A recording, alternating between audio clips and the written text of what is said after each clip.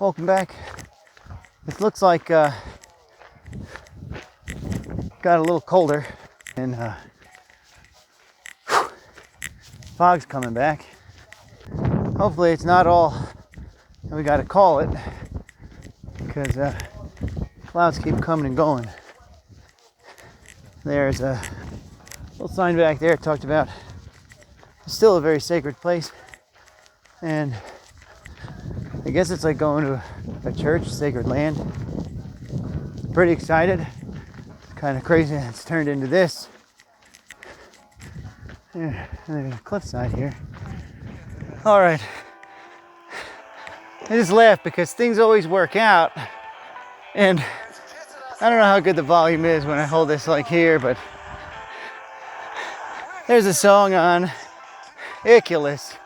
It just happens to come on. I mean, I know I called it quits on tonight anyway. I mean, if it clears up and the dark is beautiful and there's fog goes away and the stars are shining bright and the waxing on moon is out, I mean, there's always a potential for a nighttime dash across this little road here. But I mean, talking about cultures and keeping the culture alive in these people, a nation, really, nations among this land, and they still try to preserve some of their culture, even though there was a lot of bad blood and a lot of them were decimated. And it's just, here's the message, take the advice from fish. I mean, they want you to read the book. They really do. And they're right. Just, you can't keep saying the same message. And just read it. Why haven't you read the book? Read the book already! I mean, read it! Read it! There's no reason not to. You gotta go after it. It's right there in front of you. Just open the book. It's written by, that guy. You know who it is. I know. Trey, I'm right there with you, brother. These people, they don't listen. Yeah. You gotta know. It's written by the one and only. He's the man, the great man. Oh, he wrote the book. He's the author. And here we are on the mountainside proclaiming to the people, to the trees, to the earth, to the beings, to the universe, to everything here, to read the book. Just read the fucking book. Read it. Read it. It was written by the greatest man, Iculus. Written by the great and knowledgeable Iculus. To ridiculous. A cold and lonely night. Continuing the nighttime stroll. We're almost back. I think I see the hut. Getting back to Wilson after this incredible stroll. The sun hasn't quite set, but having a light does seem to help. That's kind of fun. And I'll turn it this way. Just not quite clear enough yet. While we're here, do the least amount to cause harm or damage or pain to other beings and other creatures, other humans especially, and find ways to coexist. Like that sticker always says, find that peace. Why do we have to interfere with the other way other people live?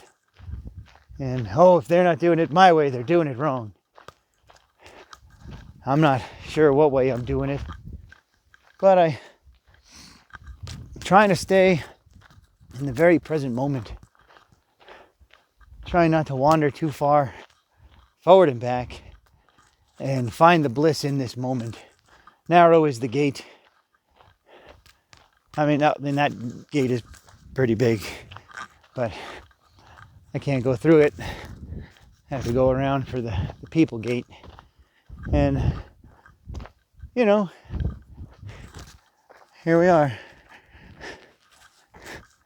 Welcome home. We even make this sign. The white men called it the medicine wheel, but the many Native American Indians, all of this stuff.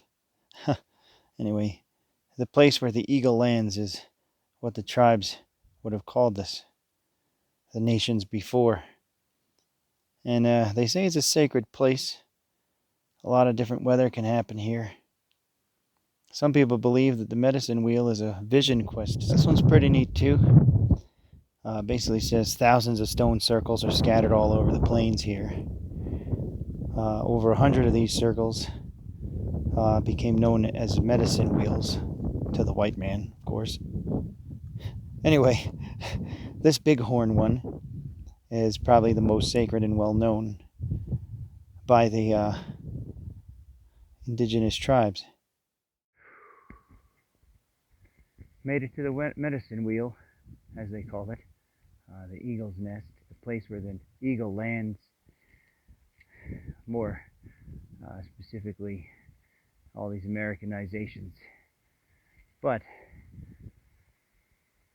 this place is incredible and you should see it. And the rain, and the clouds. The sun tries to peek through and I keep asking it to do that thing where it blows this stuff out and the wind picks up a little, but I don't know that I can make it to the eye of this storm to see the sky open up above us and just shine down in a beautiful moment.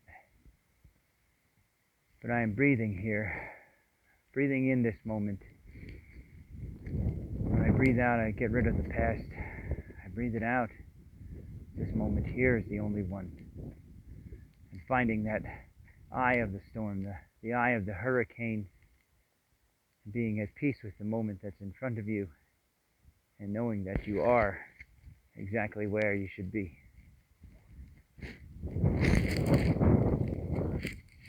I'm enjoying my experience here, and all of these different offerings have been left. I don't know what words were spoken, but I believe they are likely similar in respect to having peace, unity, coexistence, love. Man, that was just incredible. So I'd start doing this little ceremonial thing, I don't know, breathing in, meditation, going around the